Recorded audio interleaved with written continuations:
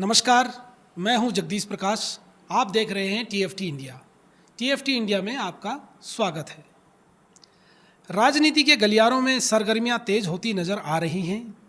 बात करें सत्ता पक्ष की या विपक्ष की, दोनों ही जगह हलचल तेज हो गई है। सदन में भी गर्मी का माहौल बनता जा रहा है। पक्ष और विपक्ष दोनों ही एक दूसरे को सवालों के घेरते नजर आ रहे हैं। ऐसे ही कुछ मुद्दों पर बात करने के लिए हमारे साथ हैं वरिष्ठ पत्रकार श्री श्याम गिरी जी। सर नमस्कार। नमस्कार जगदीश जी। मेरा पहला सवाल है सर, हाल ही में सदन में राघव चड्ढा ने एक सवाल उठाया था कि अगर 18 साल के युवा वोट देकर सरकार में अपना प्रतिनिधि चुन सकते हैं तो 21 साल का युवा चुनाव क्यों नहीं लड़ सकता है? क्या देश के युवाओं को यह मौका दिया जाना चाहिए? इसमें आपकी क्या राय है सर?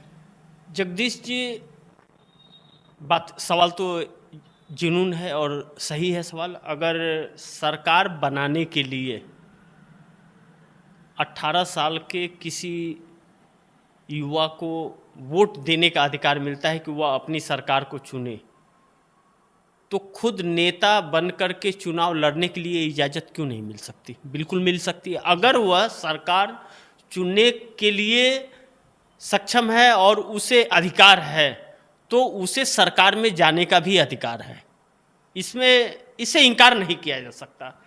लेकिन इस सरकार ने जो नियम बनाया है कि 21 साल के बाद कोई चुनाव लड़ सकता है, तो 21 साल ही इसे वोट देने का भी अधिकार रहना चाहिए। क्या अब कोई 3 साल सरकार चुनेगा, उस वोट देगा, उसके बाद बनेगा? क्या ऐसा कोई प्रावधान है कि जो व्यक्ति 3 बार पार्लियामेंट का वोट दिया हुआ रहेगा या विधानसभा का 3 बार वोट दिया हुआ रहेगा, उसके बाद में उसको मिलेगा? ऐसा तो कुछ नहीं है ना, ऐसा तो कोई प्रावधान है नहीं संविधान के अंदर। तो राघव चड्ढा ने यह जो बातें उठाई यह सही है कि सरकार को इस पे अपनी स्पष्ट वो नीति वो बतानी चाहिए थी, स्पष्टता इसकी बतानी चाहिए कि भाई 18 साल का जब युवा हमें चुनने के लिए, प्रधानमंत्री चुनने के लिए वोट देना वह संवैधानिक अधिकार है उसका, तो संवैधानिक अधिकार उसको 21 साल में आने के लिए। लेकिन यह युवा के नाम पर एक राजनीति 2014 से चालू हुई है। यह 2014 में प्रधानमंत्री मोदी ने यह ऐलान किया कि युवाओं को बढ़ चढ़ करके आगे आकर के हिस्सा लेना चाहिए और अपने मतों के अधिकार को पालन करना चाहिए। उन्हें अपने अधिकार को किसी को भी चुन करके उसे आगे बढ़ाने के लिए, सरकार चुनने के लिए उन्हें अपने अधिकार का वो करना चाहिए और वह आगे आए, भारी मतों में आकर के वोट दें युवाओं को। 2 करोड़ युवाओं को रोजगार देने की बात कही गई थी जगदीश जी, आपको ध्यान होगा, कवरेज आपने बहुत अच्छी तरह से उसका किया है। तो लेकिन राघव चड्ढा के इस बयान पर देखिए, इसका कोई तुक नहीं था कि 18 साल का बच्चा वोट दे सकता है तो 21 साल की उम्र क्यों होनी चाहिए राजनीति में आने के लिए, कोई तुक नहीं है। लेकिन इस बयान से, इस सवाल से यही दिखाने का प्रयास राघव चड्ढा ने सरकार को आईना दिखाने का कार्य किया है कि आप 18 साल के बच्चे से वोट तो ले सकते हो, लेकिन वह आपको वोट दे करके सत्ता में ला सकता है, लेकिन आप उसके लिए कुछ नहीं कर रहे हो। और उन्हीं बच्चों को आप 2 करोड़ युवाओं का रोजगार हर साल देने की बात कहते, उसी 18 साल वाले बच्चे को और उसी 21 साल के अंदर वाले बच्चे को आपने कहा था कि 2 करोड़ युवाओं को हर साल रोजगार देंगे।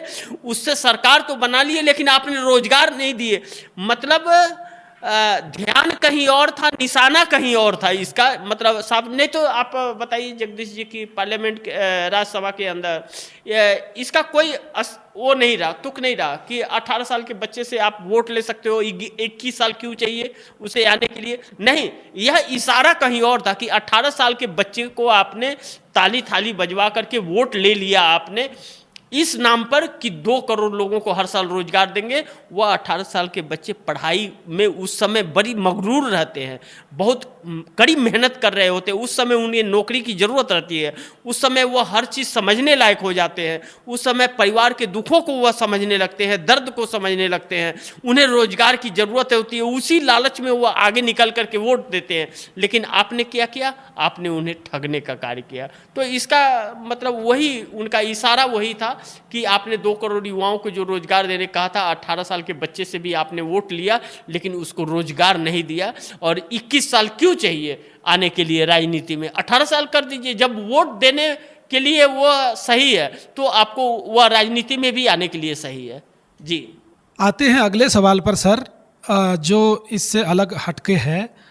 असम के मुख्यमंत्री हेमंत बिस्वा शर्मा झारखंड दौरे के दौरान गोपीनाथपुर गांव जाना चाहते थे, लेकिन राज्य सरकार ने उन्हें रोक दिया। शर्मा का कहना है कि बांग्लादेश घुसपैठियों के वहां आदिवासियों की ज़मीन कब्जा ली है। भाजपा ने इसे लोकतंत्र का हनन बताया है। यह कहाँ तक सत्य है? जगदीश जी, मैं साफ शब्दों में अगर कहूँ तो हेमंत बिस्वा शर्मा जो हैं वह झारखंड के प्रभारी बनाए गए हैं भारतीय जनता पार्टी के। झारखंड में चुनाव होने वाला है अक्टूबर नवंबर के बीच में। महाराष्ट्र, हरियाणा और झारखंड का 3 राज्यों का यह चुनाव है। हेमंत बिस्वा शर्मा जहर उगलते हैं। और जहाँ तक बांग्लादेशी घुसपैठियों की बात है तो असम में बहुत काफ़ी समय तक मैं रहा हुआ हूँ, बहुत अच्छी तरह से जानता हूँ। अगर घुसपैठिए, अगर बांग्लादेशी कहीं सबसे ज़्यादा हैं तो वह आसाम है। क्योंकि आप एरिया को देख लीजिए, आसाम के अंदर वो जो 7 सिस्टर आता है, उस 7 सिस्टर के थ्रू वो लोग बांग्लादेशी आते हैं। आसाम में आने के बाद बंगाल में आते हैं, चाहे मछुआरे समुद्र के वो से नाव से वो चले आते हैं, पश्चिम बंगाल में, झारखंड में आते हैं। लेकिन ऐसा कोई रोक नहीं है कि वह आ नहीं सकते इंडिया में। जैसे नेपाल के लोग आ सकते हैं वैसे वहाँ के लोग भी आ सकते हैं, ऐसा कोई रोक टोक उतना है नहीं। लेकिन अगर हेमंत बिस्वा शर्मा को लग रहा है कि झारखंड में बांग्लादेशी आए हुए हैं तो पहले आसाम की तो जांच लें। वो कहते हैं ना कि दूसरों पर इल्ज़ाम लगाने के पहले खुद के गिरेबान में झांक कर देख लो। तो वह आसाम को नहीं देखे, झारखंड में आए हुए थे या बीच में लोकसभा चुनाव के समय तो बहुत जहर उगल रहे थे। वह व्यक्ति भी कुछ प्रवृत्ति ऐसी है कि वह जहर ही उगलते हैं, जहर उगलते। कांग्रेसी थे, वह कांग्रेस में थे और जब ईडी का शिकंजा कसा तो चले गए, वह बीजेपी में चले गए और पार्टी चेंज कर लिए। तो अब वह साफ सुथरे हो गए, तो अब वह अपना नंबर बना रहे हैं। नंबर राहुल गांधी जब भारत जोड़ो न्याय यात्रा मणिपुर से निकाल रहे थे और आसाम में ढुके तो उन्होंने बहुत प्रॉब्लम किया, कई जगह रोक दिए, रास्तों को डाइवर्ट करने दिए, उनके ऊपर केस फाइल किया, सब कुछ किया। तो राहुल गांधी कहा केस किए हो तो गिरफ्तार कर लो भाई, यहीं पे तो हूँ। लेकिन हिम्मत नहीं हुई गिरफ्तार करने की। गिरफ्तार कर लेते तो आज तस्वीर कुछ और बन गई होती। उसके बाद में झारखंड के प्रभारी बनाए गए। वो झारखंड में आए, बहुत सारे जहर उगल रहे थे। इन लोगों की जो झूठ बोलने की आदत है ना, झूठ को चिल्ला चिल्ला करके सच बताने की आदत है, वह वहाँ पे जा कर के किसी आदिवासी के साथ में ऐसा न करे, इनके ऊपर कोई हमले न कर दे आदिवासी। क्योंकि आदिवासी जो होते हैं ना वो एक सुर में होते हैं। जो इनके दिमाग में एक बार फिर बैठ गया है फिर वो दूसरे के नहीं सोचते हैं, फिर वह उसके लिए सब कुछ है। लेकिन उसकी असलियत अगर उनके सामने आ गई, अगर कि इसने घृणा फैलाई है, तो फिर घटनाएं घट सकती हैं। क्योंकि आदिवासी 2 चीज होता है, एक तीर धनुष, एक गुर्देल होता है। ये 2 चीज के बहुत माहिर होते हैं। मैंने उस समय भी अपने एक बयान दिया था जब सुधीर चौधरी ने जंगली कहा था, जो आज तक में ब्लैक एंड व्हाइट चला रहे हैं। मैंने कहा था यह गलत चीज़ें हैं। वह जो आदिवासी हैं वह सवा शेर हैं, शेर नहीं, शेर से भी ऊपर हैं। जो जंगल का राजा होता है शेर, वहां पे रह करके वह उससे सामना करने की ताकत रखते हैं, वह व्यक्ति सवा शेर होता है। तो हेमंत बिस्वा शर्मा वहां आकर के घृणा फैलाना चाहते थे और इनकी घृणा जो है वह रोक दी हेमंत सोरेन ने। और हेमंत सोरेन के रोकने के बाद में इनकी हिम्मत और ताकत नहीं है कि वहां आ जाएगा, क्योंकि हेमंत बिस्वा शर्मा की राजनीति और इन लोगों की राजनीति में बहुत फर्क है। यह लोग जिस राजनीति के तहत और जो ये इनकी जाने की बात है, यह सब विधानसभा चुनाव के मद्देनज़र है। और उस जगह वह आदिवासी समाज, उधर प्रधानमंत्री नरेंद्र मोदी भी गए हुए थे। क्या नाम है कि मैं एक प्रोग्राम में कहा था कि रोड शो करने के लिए आदिवासी जगहों पर वहाँ पे सड़कें नहीं हैं, सड़कें बनाने के लिए नहीं जा रहे हैं, सड़कें बनवा दें, उन लोगों के लिए सुविधाएं कर दें, उन लोगों को व्यवस्थाएं दे, हर चीज़ का नहीं है। ऐसा ये सब कुछ नहीं करना है। वहाँ जा करके मतलब माहौल को बिगाड़ना और इनकी 80-20 के जो खेल हैं, क्या नाम है कि किसी को भी हिंदू बना लेना और किसी को भी मुस्लिम बना देना। जो इन्हें वोट नहीं देता उसे मुस्लिम बना देंगे, जो वोट दिया उस समय उसको वो हिंदू है, और वोट लेने के बाद फिर वो मुस्लिम हो जाता है इनका। तो यह राजनीतिक घटनाक्रम है यह, और राजनीतिकरण यह हो रहा है। क्या नाम है कि अब हेमंत सोरेन इंडिया गठबंधन के हिस्सा है, यह चाहते हैं कि यहाँ पे वह जातिवाद न फैले, यहाँ पे घृणा न फैला पाए, इसलिए उन्हें रोके। वह रोकते हैं तो यह भी रोक दिए। तो यह राजनीतिक प्रक्रिया है। हेमंत बिस्वा शर्मा सीएम तो हैं, लेकिन नरेंद्र मोदी के रहमो करम पर सीएम है, और जब तक नरेंद्र मोदी सत्ता में हैं तब तक ही वो मुख्यमंत्री भी हैं, उसके बाद उनकी कोई विसाद नहीं है। यह हकीकत है। आसाम के अंदर भी उनको चाहते इतने हैं, यह फ्रेंड फॉलोइंग इतनी है, यह सत्य नहीं है। बस नरेंद्र मोदी के रहमो करम पर है, और नरेंद्र मोदी के रिमोट से चलने वाले वह हैं। वह कहेंगे सांस लो तो लेंगे, और कहेंगे हेमंत सांस छोड़ो तो सांस छोड़ेंगे। वही चीज़ है। उतना उनको मतलब कोई वो नहीं है। ये राजनीतिक है, और चुनाव को के मद्देनज़र ये एक पहले से माहौल बनाना, घृणा फैलाना, यही प्रवृत्ति है। और इस चीज़ को भाप लिया हेमंत सोरेन ने, इसके वजह से उन्हें रोक दिया। कोई उतना लेकर के जाना कोई सही नहीं है। जी जगदीश जी, बढ़ते हैं अगले सवाल की तरफ सर। अगला सवाल मेरा है सर वायनाड को लेकर। केरल के वायनाड में हुए इतने बड़े हादसे में जहां कई लोग अपनी जान गंवा चुके हैं, वहां राहुल गांधी और प्रियंका गांधी ने पहुंचकर पीड़ित परिवारों से मिलकर उनका दुख जाना और शोक व्यक्त किया। लेकिन देश के प्रधानमंत्री और गृह मंत्री न तो वहां पहुंचते हैं और न ही उनके द्वारा कोई बयान सामने आया है। क्या मोदी जी की राजनीति पर इसका कोई असर देखने को मिलेगा क्या सर? मोदी जी को तो फर्क पड़ता नहीं, क्योंकि राहुल गांधी तो वायनाड के सांसद थे, भले इस्तीफा दे दिए हो, लेकिन वहाँ कोई और चुना तो नहीं गया है अभी तक। वहाँ की जनता ने तो राहुल गांधी को चुना था, राहुल गांधी का फर्ज था, जाना जरूरी था। और प्रियंका गांधी गई तो प्रियंका गांधी वहाँ से चुनाव लड़ने वाली है, ऐलान हो चुका है, इसलिए प्रियंका भी गई। लेकिन इस बीच अगर राहुल गांधी वहाँ के नहीं भी रहे होते तो जो उनकी सोच है उस हिसाब से यह विश्वास किया जा सकता था, माना जा सकता है कि वह जरूर जाते। मणिपुर राहुल गांधी गए जब महिलाओं को निवस्त्र करके घुमाया जा रहा था। बहुत अच्छी तरह याद है मुझे कि एक सैनिक था, उसकी पत्नी को निवस्त्र करके घुमाया गया, उसके सामने गोली मारा गया था। वह व्यक्ति कहा अपने बयान में कि कारगिल का युद्ध मैं जीत करके आया। वह सैनिक था। कारगिल का युद्ध मैंने जीत लिया, लेकिन अपनी पत्नी को मैं नहीं बचा पाया। इस देश को शर्म से डूब मरना चाहिए, इस देश की सरकार को। ऐसे बयान के बाद में कोई महत्व नहीं रहता है सरकार का। लेकिन राहुल गांधी जा करके कुकी समुदाय में जो बातें हुई, मैथी और कुकी दो समुदाय थे, या बॉर्डर हो गया तो मैथी की तरफ कुकी नहीं जा सकते थे, कुकी की तरफ मैथी नहीं आ सकते थे, दोनों चीजें हुई। पुलिस स्टेशन से हथियार लूट लिए जाते थे। ऐसे कोई कैसे आकर के हथियार लूट सकता है पुलिस स्टेशन से? प्रशासन क्या कर रही है? कितने लोग आ गए थाने में कि नहीं लूट सकते हैं वो लोग? क्या प्रशासन के पास? लेकिन हथियार, गोली वोली सब लूट के लेके चले जाते हैं। यह लूटी नहीं गई थी, लुटवाई गई थी, ऐसा प्रतीक होता है। तो वहां पे हिंदू मुस्लिम का बात किया जा रहा था, किसी को हिंदू बना देते हैं, किसी को मुस्लिम बना देते हैं, जबकि वहाँ ईसाई हैं। अब इतनी घटनाएं, आग जलती रही, 50 से 60 हजार लोग वहाँ से प्रवासी छोड़ करके मेघालय या क्या नाम है कि आसाम के अंदर अपना शरण लिए लोग। अभी भी लोग कैंपों में वहाँ रह रहे हैं। फिर राहुल गांधी गए हुए थे, 3 बार राहुल गांधी जा चुके, प्रधानमंत्री एक बार भी नहीं गए। प्रधानमंत्री ने एक बार भी वहाँ का बयान नहीं दिया। वहाँ भारतीय जनता पार्टी की सरकार है, भारतीय जनता पार्टी की सरकार रहते हुए वहाँ के मुख्यमंत्री का इस्तीफा नहीं लिया गया, इस्तीफा नहीं बदला गया। वोट के समय यह कहा जा रहा था कि मोदी जी को वोट दो, मोदी जी आपकी रक्षा करेंगे। कहाँ है मोदी जी?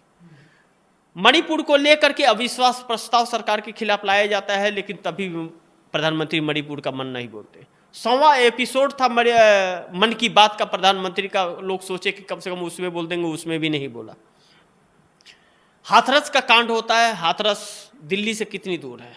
हाथरस राहुल गांधी पहुंचते हैं दूसरे दिन, लेकिन प्रधानमंत्री नहीं पहुंचते। प्रधानमंत्री जाते हैं T20 वर्ल्ड कप जीत करके आए हुए खिलाड़ियों को सम्मान देने के लिए।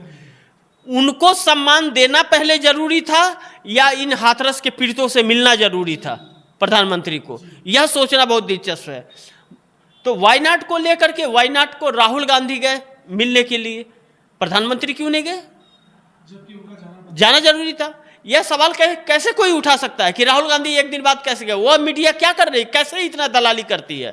कैसे वह मीडिया अपने आप को कह रही है कि जिस जगह पे जो सत्ता में है उस सरकार को जाना चाहिए था, प्रधानमंत्री को जाना चाहिए था, गृह मंत्री को जाना चाहिए था, वहां पे क्या नाम है कि एक विपक्ष का नेता जा रहा है। सांसद जाना चाहिए या क्या ना कि मंत्री जाना चाहिए? वहां मंत्री की जरूरत है। राहुल गांधी को तो वायनाड को लेकर के फंड नहीं मिलेगा कि राहुल गांधी वहां जाकर के कुछ करेंगे। वहां का जो सांसद अब फिर चुना जाएगा वह चुनाव आयोग ने क्यों नहीं कराया? चूंकि उसका 6 महीने का समय होता है, वो 6 महीने में कभी कराएगी? वह चाहती है कि भारतीय जनता पार्टी पहले सिक्योर्ड हो जाए, उसके बाद चुनाव कराएंगे। क्या बात रहा कि बिहार के रुपौली सीट का क्या नाम है कि उपचुनाव हो गया और इधर का नहीं हुआ? उसका भी 6 महीने बाद होना चाहिए था, लेकिन चुनाव के जस्ट तुरंत बाद उसका चुनाव करा दिया गया। तो यह सब एक रणनीति थी।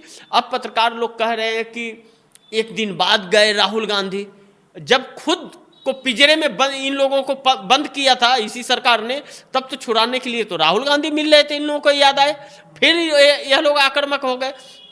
तो यह सरकार का, नरेंद्र मोदी किसी पीड़ितों से नहीं मिल सकते, किसी पीड़ितों के लिए कोई काम नहीं कर सकते। नरेंद्र मोदी और अमित शाह बहसबाजी कर सकते हैं, झूठा कर सकते हैं। वहां जो आपदा आई है यह केंद्र सरकार के अंतर्गत आता है। हाई अलर्ट घोषित किया जाता है, गृह मंत्रालय में आता है वह सब। गृह मंत्री को हाई अलर्ट घोषित पहले करना चाहिए था। उन्होंने एन वक्त पे वो घटना घटने के बाद में अलर्ट दे रहे हैं यह। तो यह सरकार का फेलियर है। अपनी नाकामियों को छिपाने के लिए यह दूसरे पे ब्लेम कर रहे हैं। वहां के केरल के मुख्यमंत्री विजयन ने यह कहा है कि सरकार ने घटना घटने के बाद हमें अलर्ट बताया, उसके पहले इसके लोग क्या कर रहे थे। यह झूठ आरोप लगाना यह बंद करे। यही वजह है कि इनको आज न कोई तो देखना पसंद करता है और ना इनकी कोई सुनना पसंद करता है। तो राहुल गांधी गए केरल के अंदर और राहुल गांधी ने सिंपैथियां भी दिखाई। राहुल गांधी ने तो यहाँ तक बयान दिया, मीडिया को कहा कि हमारे पिता को बम से उड़ा दिया गया, आतंकवादियों ने उड़ाया। किसी का पिता साथ छोड़ करके जाता है तो क्या दर्द होता है, हमारे परिवार से कोई पूछे, हमारी माँ से पूछे, हमारी बहन से पूछे, हमसे पूछे तो हम बताएंगे कि उसका दर्द क्या होता है।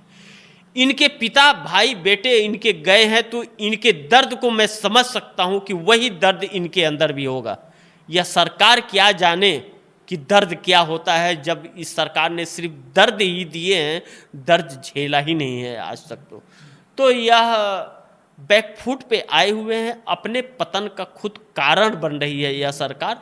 और राहुल गांधी लगातार इन मुद्दों पे चलते हुए नजर आ रहे। एक नेता के अंदर लोगों को यही छवि चाहिए, लोग यही एक ढूंढते हैं नेता के अंदर कि नेता, देखिए किसी का भी नेता जिस क्षेत्र का है उस क्षेत्र में कोई आपदा आए साथ आकर के खड़ा हो जाता है ना, तो लोगों को बहुत तसल्ली मिल जाती है।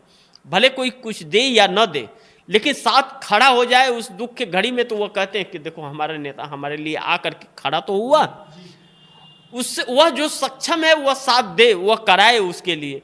लेकिन सरकार तो सब कुछ कर सकती है, वह सरकार क्यों नहीं की? और सरकार की जिम्मेदारी है कि राज्यों के आपदा में शामिल हो। जो प्रधानमंत्री राहत कोष था उसको पीएम केयर फंड बना दिया गया। सरकार के फंड की जरूरत ही नहीं है, पीएम केयर फंड से वह दिया जाता है।